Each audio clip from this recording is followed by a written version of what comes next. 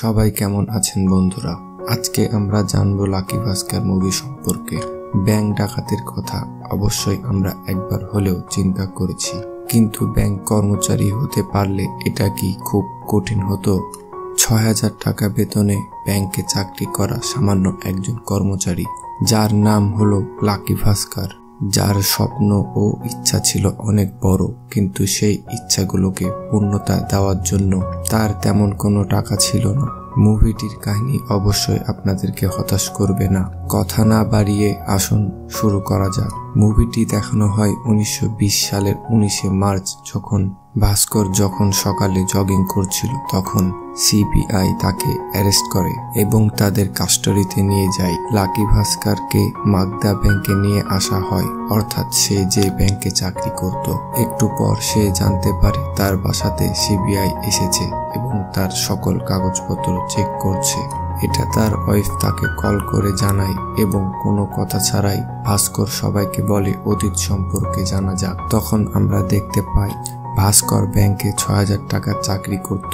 তার ইচ্ছা ও স্বপ্ন অনেক বড় ছিল, কিন্তু সে তার কোনো ইচ্ছাই পূরণ করতে পারত না শুধু টাকার জন্য। উল্টো সে আরো পাড়া প্রতিবেশী ও ব্যাংক থেকে অনেক টাকা ঋণ করেছে। তবে সে তার ব্যাংকে খুব ভালো একজন কর্মকর্তা ছিলেন, সকল কাজ সময়ের আগেই করে ফেলত, যে কারণে তার কাছে অনেকগুলো এমপ্লয় অফ দ্য ইয়ার এর অনেকগুলো ট্রফি ছিল। কিছু অতিরিক্ত টাকা পাওয়ার জন্য ভাস্কর ব্যাংকে আসা বৃদ্ধ এবং অশিক্ষিতদের ব্যাংকের ফর্ম পূরণ করে দিতেন। 1992 সালে প্রযুক্তি এত উন্নত ছিল না, তাই ব্যাংকের লেনদেন ম্যানুয়াল ভাবে হতো এবং সপ্তাহে একদিন কম্পিউটারে এন্ট্রি করা হতো। যদি কেউ ব্যাংক থেকে লোন নিত, তারপর তা পরিশোধ করতে না পারলে তাহলে তার মূল্যবান সম্পদ নির্দিষ্ট সময় শেষে নিয়ে নিত। সম্প্রতি কোনো এক ব্যাংকের লোন পরিশোধ না করতে পেরে ব্যাংক তার মারুতি 800 কারটি দখল নিয়ে নিয়েছে এবং ব্যাংকের পাশে তা সবসময় পড়ে থাকতো। ভাস্কর এটা নিয়ে মনে মনে অনেক স্বপ্ন দেখত, মনে মনে চিন্তা করত যদি এই মারুতি 800 কারটি তার হতো। একদিন অ্যান্টনি নামে একজন ভাস্করের কাছে আসে। সে বলে তার 2 লক্ষ টাকা লোন লাগবে। ভাস্কর বলে এর জন্য আপনার কোনো মূল্যবান সম্পদ ব্যাংকের কাছে রাখতে হবে। অ্যান্টনি বলে বিদেশ থেকে জাহাজ করে মূল্যবান কিছু ইলেকট্রিক পণ্য আসছে, সেগুলো জমা রাখা যাবে। ভাস্কর বলে না, এমন কোনো জিনিস আমরা জমা রাখবো না। এটা বলে ভাস্কর অফিস থেকে বাসায় চলে আসে। এবার দেখানো হয় ভাস্করের পরিবারকে। ভাস্করের পরিবার বলতে গেলে তার বাবা একজন সিএ ছিলেন। সে তার বন্ধুর সাথে ব্যবসার জন্য টাকা দিয়েছিল এবং একটা সময় অনেক লস হয়ে যায়। তারপর থেকে তার মুখ ও চোখ চুপ হয়ে যায়। ভাস্করের একটা বউ ও বাচ্চা ছিল। তার বউ একটি নতুন ব্যবসা শুরু করতে চেয়েছিল, যা ছিল আচারের ব্যবসা। পরের দিন ভাস্কর অফিসে আসে। সেখানে অ্যান্টনি তার সাথে আবার দেখা করে এবং টাকা চায় লোনের জন্য এবং তিনি বলেন, স্যার, ইলেকট্রনিক টিভি নিয়ে মালয়েশিয়া থেকে ইন্ডিয়াতে একটি জাহাজ এসেছে।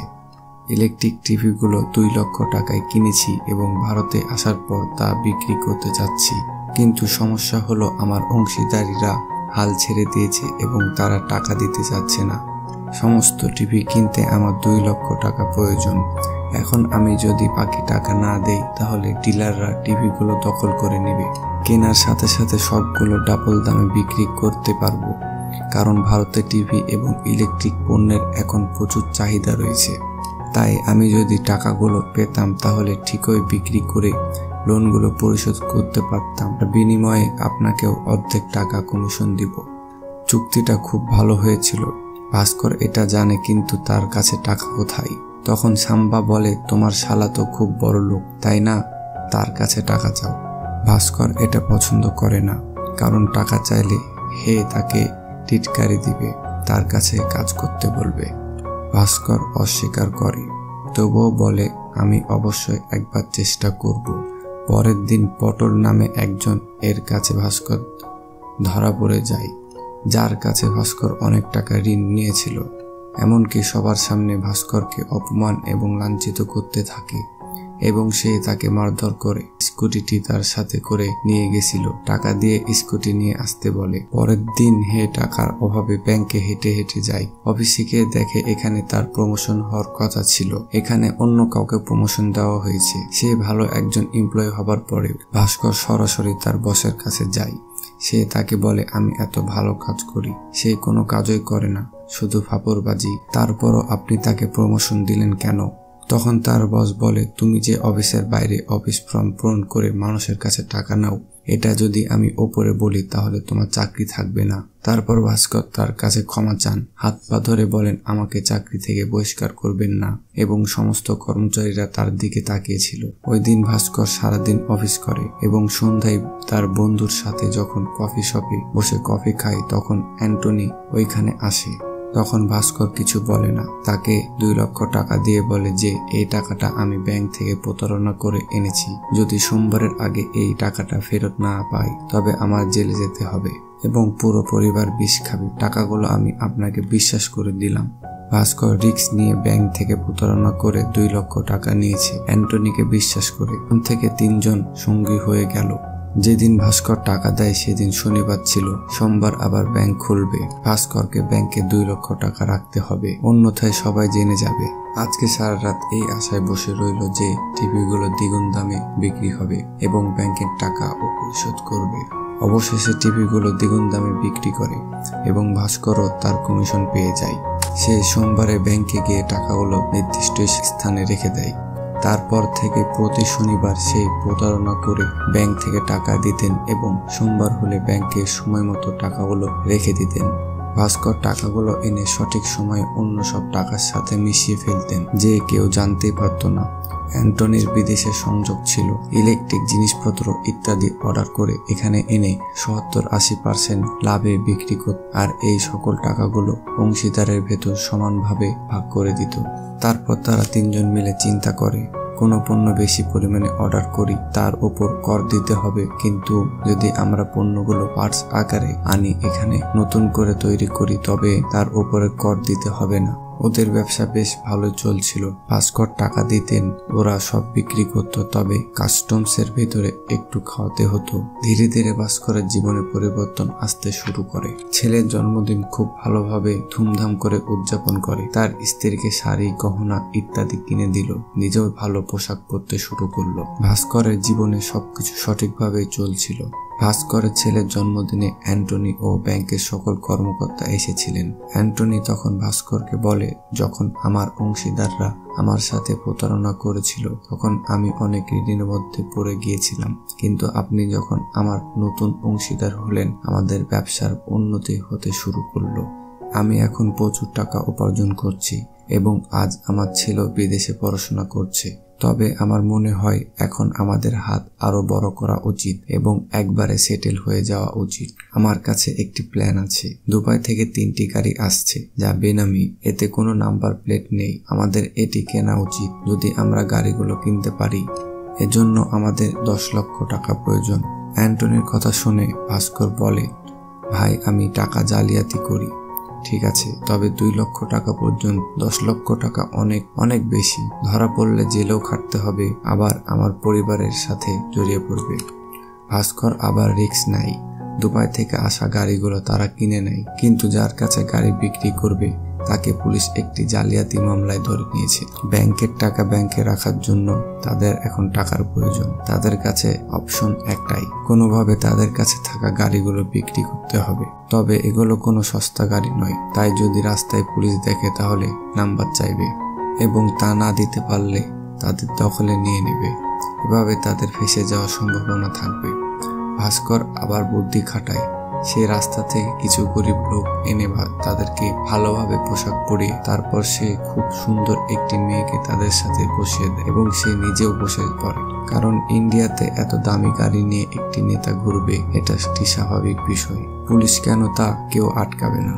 তারপর সে গাড়ি নিয়ে গোয়া চলে যায়। গোয়া নিয়ে তা বড় বড় ব্যবসায়ীদের কাছে অনেক বেশি দামে বিক্রি করে। তাদের কাছে এখন অনেক টাকা। অ্যান্টনি তার টাকার ভাগ নিয়ে গোয়া থেকে ডিরেক্ট আমেরিকায় চলে যায় তার ছেলের কাছে। পরের দিন সোমবার ভাস্কর প্রতিদিনের মতন অফিসে যায়, কিন্তু সে অফিসে গিয়ে দেখে তার অফিসে পুলিশের রেড পড়েছে। তার সাথে সিবিআই এসেছে। তাদের কাছে ইনফরমেশন এসেছে কেউ তো একজন ব্যাংকে স্ক্যাম করছে। তখন ব্যাংকের এমআরআই এবং জুনিয়র এমআরআই কে গ্রেফতার করে নিয়ে যায়। ভাস্কর খুব বেশি ভয় পেয়ে যায়, কারণ তার কাছে 10 লক্ষ টাকা রয়েছে, কিন্তু সে চালাকি করে টাকার ব্যাগ অন্য টাকার ব্যাগের সাথে মিশিয়ে দেয়। সে আন্দাজ করতে পারছিল এখানে বেঁচে গেলেও হয়তো সে অন্য জায়গায় ধরা খাবে। তখন সে অনেক টাকার মালিক হয়ে গিয়েছিল। তারপর জানতে পারে ভাস্কর তার ভাই বিদেশি স্কলারশিপ পেয়েছে এবং একটি ভালো জব পেয়েছে। আজকে যেতে চেয়েছিল সেখানে, কিন্তু তখন তার কাছে টাকা ছিল না। তাই ভাস্কর তার সব টাকা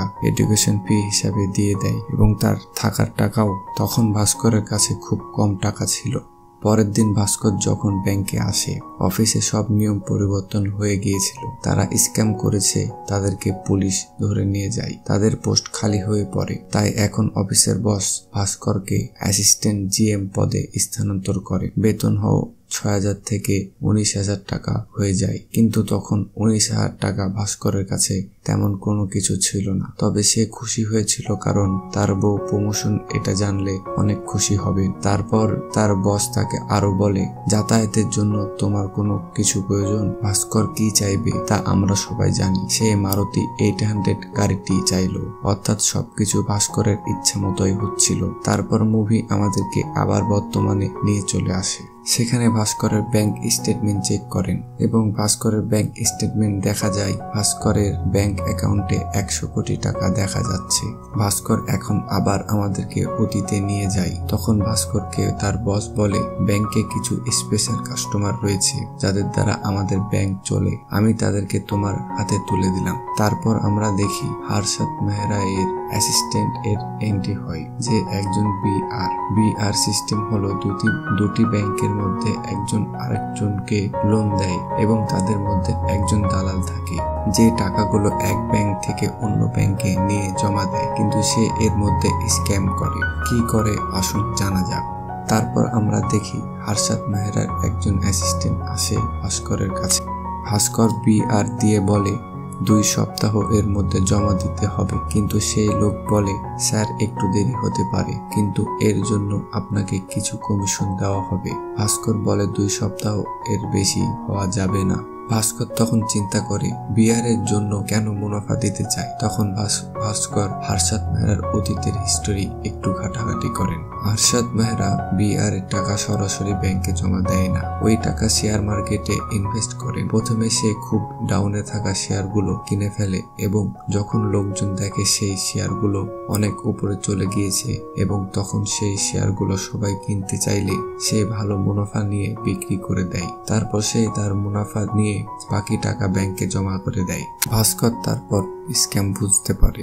ভাস্কর চাইলে তার বসকে সব বলতে পারত, কিন্তু তাতে কোনো লাভ হতো না। এই কথাটি বুঝতে পারে তার ছেলের কাছ থেকে। তারপর ভাস্কর মেহরার অ্যাসিস্ট্যান্টকে বলে, প্রতি বিআরে আমি 1% করে শেয়ার নেব এবং সে যে শেয়ারগুলো কিনবে তা আমাকে বলতে হবে। আমিও কিনবো লো প্রাইস এবং তা আমি একেবারে টপে গিয়ে বিক্রি করব।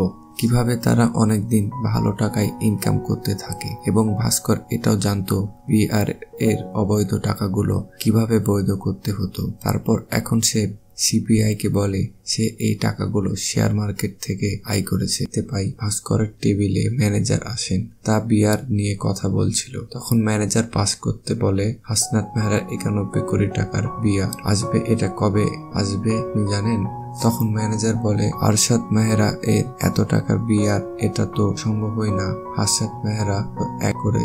ভাস্কর ম্যানেজারকে হসপিটালে দিয়ে বাসায় গেলে তখন তার বাবা তাকে অন্য কিছু জিজ্ঞাসা না করে এখন বলে, তুমি কি কাজ করছো? তারপর সে তার বাবাকে সব কথা খুলে বলেন, কারণ তার বাবা একজন সিআই ছিলেন। ট্রানজাকশনের বিষয়ে সে সব জানে। এটাও বুঝতে পারে সঠিক পথে তার ছেলে কখনো এত টাকা ইনকাম করতে পারবে না। তার বাবা তার সাথে অনেক সময় ধরে কথা বলে। তারপর আমরা দেখি ভাস্করকে অনেক চাপ দেওয়া হয় একজন সিনিয়র অফিসার দ্বারা। সেই 92 লক্ষ টাকার বিআর সিগনেচার করতে না করে দেন। কাগজে সাইন করতে বললে ভাস্কর তা না করে ভাস্কর তার চাকরি থেকে রিজাইন দিয়ে বের হয়ে চলে আসে। পরের দিন সকালে ভাস্করকে সিবিআই তাদের কাস্টাডিতে নিয়ে দেয়। তোমার অ্যাকাউন্টে যে 100 কোটি টাকা আছে তার হিসাব তুমি আমাকে দিয়ে দিল, ইনকাম ট্যাক্স তো জানবে না। আমি চাইলে তোমার লাইফ এখানে শেষ করে দিতে পারি। এর থেকে ভালো তুমি হর্ষদ মেহরার বিআর এ সিগনেচার করে দাও। অর্থাৎ ব্যাংকের বড় বড় অফিসার সাথে এই সিবিআই অফিসার ও মিলে রয়েছে। সেও চায় হার্ষাদ মেহরার বিআর অ্যাপ্রুভ হয়ে যাক। ভাস্করের কাছে আর কোনো রাস্তা না থেকে সাইন করে সবকিছু হার্ষাদ মেহরাকে দিয়ে দেয় এবং তার নিজের অ্যাকাউন্টে যে 100 কোটি টাকা আছে সেটাও সে হার্ষাদ মেহরাকে দিয়ে দিতে চায়। তবে এখানে ভাস্কর আসল খেলা খেলে দেয়। ভাস্কর সবকিছুই কমপ্লিট করে সেখান থেকে বের হয়ে চলে আসে এবং 2 থেকে 3 দিন পার হওয়ার আগেই টাকা তোলার জন্য হার্ষাদ মেহরার লোকজন ব্যাংক গেলে জানতে পারে ভাস্করের অ্যাকাউন্টে কোনো টাকাই নেই। আগেই বলেছিলাম কম্পিউটার নতুন এসেছিল, ডাটা আপডেট করতে অনেক দেরি লাগে। ব্যাংকের লেনদেনের ট্রানজেকশন 5 থেকে 6 দিন পর পর আপডেট করা হতো। আর এই সকল বুদ্ধির ভাস্করের বাবা তাকে দেয়। সে আরো বলেছিল এই টাকাগুলো নিয়ে আমেরিকায় একটি ফ্ল্যাট কিনে রাখো, যাতে আমরা সবাই এখান থেকে চলে যেতে পারি, কারণ আজ নয়তো কাল তোমার কাছে FBI সিবিআই আসবেই এবং তোমার টাকা জব্দ করে নেবে। এর চেয়ে ভালো দেশ ছেড়ে দেওয়া। ভাস্কর তার কথা মতোই সব করেছিল। তার বাবা ছিল CI, সকল লিগেল ওয়ে জানা ছিল, আর ছেলের জানা ছিল ব্যাংকের কিভাবে স্ক্যান করতে হয়। 100 কোটি টাকা নিয়ে ভাস্কর ও তার পুরো পরিবার আমেরিকায় চলে যায়। এভাবে লাকি ভাস্কর মুভির শেষ হয়ে যায়। ভিডিওটি ভালো লাগলে কমেন্টে জানাবেন এবং লাইক করবেন। এরকম আরো ভিডিও পেতে আমাদের চ্যানেলটিকে সাবস্ক্রাইব করে পাশে থাকা বেল আইকনটি চেপে পাশে থাকবেন। ধন্যবাদ।